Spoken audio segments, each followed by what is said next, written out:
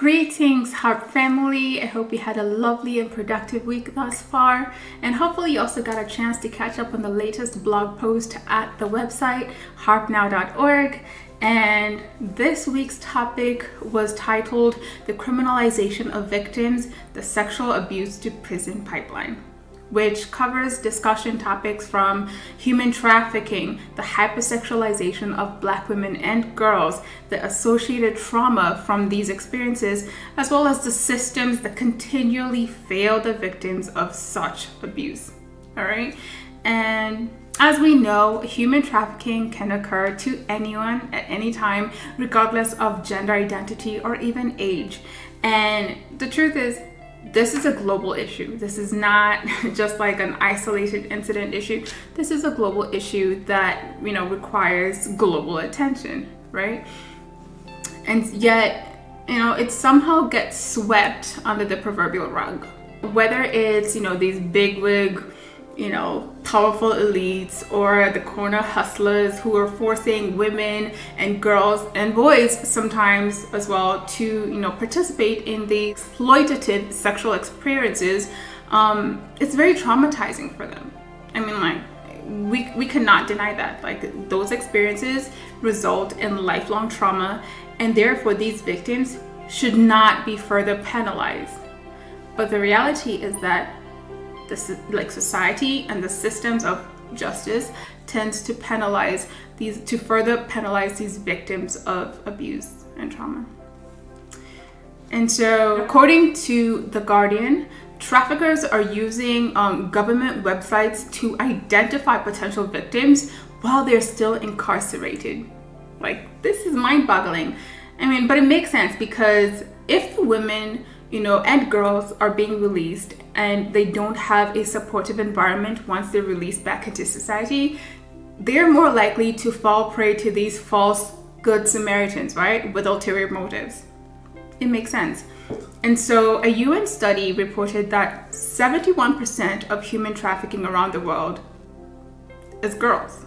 Also, children account for 27% of the global statistic for human trafficking.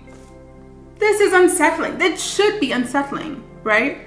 We need to be more vigilant about it. We need to talk about it. We need to be vocal about it, and we need to consistently harp upon it, right? Pun intended. But seriously, like, this is an issue that we need to be more vocal about. We need to be consistently vigilant about.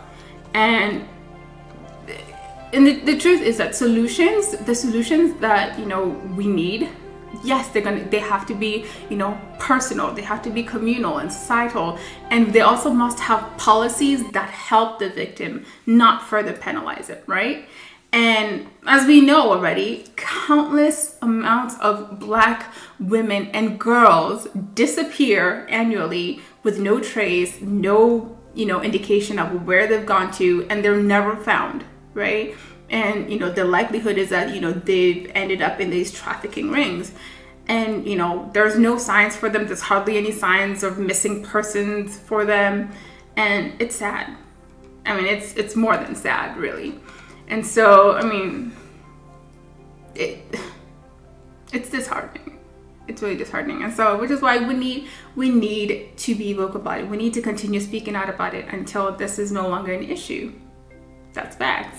In the AAVE, African American Vernacular English, we often hear phrases like, "Oh, she's too fast, she's too grown, hairstyle's too grown, oh, she thinks she's cute now," and so on. Typically, these women and girls, they themselves have also, usually been, victims of sexual abuse or sexual harassment. And so it just perpetuates this cycle of abuse and victimization, and it's craziness. This cycle doesn't end. And so the Sexual Abuse to Prison Pipeline, The Girl's Story, is a report that offers policy recommendations to dismantle the abuse to prison pipeline.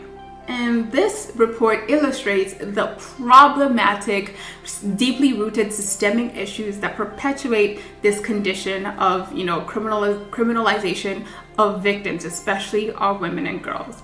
And the first step towards ending this cycle, dismantling this cycle, is, highlighting not only the problem, but also the potential solutions.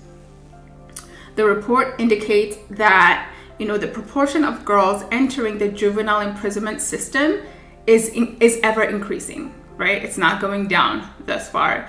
And furthermore, those girls end up being, victims of sexual, abuse, sexual exploitation, even while they are in juvenile, detention, right? And again, also typically they're also, piped through from the, child welfare system, and, they find themselves, in behavioral situations that have them, taken to juvie, which is just this cyclical problem that we need to address as a society. And so, it makes sense. It makes sense though, that if a child has experienced that kind of abuse, which results in trauma, of course it's gonna end up altering the way they behave. And if you're gonna say that they have behavioral problems, the solutions should not be sending them to juvenile detention or to jail. The solution should be actually offering them help to address the underlying causes, the underlying trauma that expresses itself in these behavioral concerns, these behavioral changes. Yeah, the system as it currently is reinforces this sexual abuse to prison pipeline. And typically the juvenile system typically fails to address the underlying causes. If anything, it exacerbates it, and ends up triggering these girls in the system, which then feeds them into the adult prison system, which is what we're trying to avoid. We should be avoiding that, right? If society truly is about rehabilitation and encouraging folks to be able to get back into society and being contributing members of society, we should be truly about rehabilitation, not criminalizing victims. It doesn't make sense. And as I said before, I'm like, it's an utterly flawed system, period. Because this is a global issue. I'm gonna say it again. This is a global issue that requires global attention and global solutions, right? On a micro as well as a macro level, right? And, because at the end of the day, we're talking about abuse of power, human trafficking, trauma-induced responses, as well as just full systemic failure across the board, right?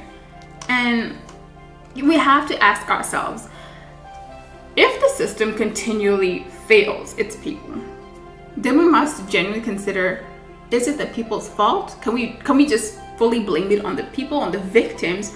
Or do we need to take a step back and evaluate, well, what about the system is not working? And do we need to, dismantle it to rebuild it, in a manner that takes into consideration the demographics that are most adversely affected, especially if they were initially disregarded or actually, intentionally subjugated? These are things you have to think about. Whether we're talking about, school to prison pipeline, abuse in the child welfare system, over policing, unfair sentencing, just this compilation of trauma upon trauma upon trauma. It's sad. We have to do better. And so it all adds up to a system that needs to be fixed literally from the root, from the ground up. Reconfigure, rethink how to better serve your community, really, because at the end of the day, it's about community. It's about holding one another accountable within the community, within our respective small communities, to all the way to the large global community. We need to hold one another accountable in love. If the point is to create a truly equitable society, we need to rethink the way we execute justice, the way we implement policing, the way we respond to certain demographics, especially when trauma is involved and people are responding from a place of traumatic experiences, right? And it's possible, right? Because we all impact our various spheres of influence, and through that we can push and vote for change, for true policy changes that reflect a better society, a kind of society that is more humane. Because at the end of the day, if you see something, say something. You know, step in if you must. Share your privilege, share your contextual privilege whenever possible, but with safety first, right? And again, you know, if you would like to share your experiences on harassment or assault incidents, including police brutality, you can harp it using our harp it buttons on the website www.harpnow.org. You can help us by completing a climate survey for harassment and assault, and we also have a separate climate survey for police brutality experiences. And you can get to these surveys at the bottom of the homepage. Click on either survey that you would like to complete. We'd really appreciate that. And also, if you'd like to stay updated on this topic and, you know, related future topics on all things harassment, assault, police brutality, you know, abuse prevention, all that jazz, stay connected with us. You know, click like, share, subscribe, follow, all that good stuff on our social media platforms at harpnow.org. That's HARPNOWORG. So with that, until next time, be safe, stay healthy, you know, and just take care of yourselves out there. And hey, if needed, harp it. All right, take care, guys.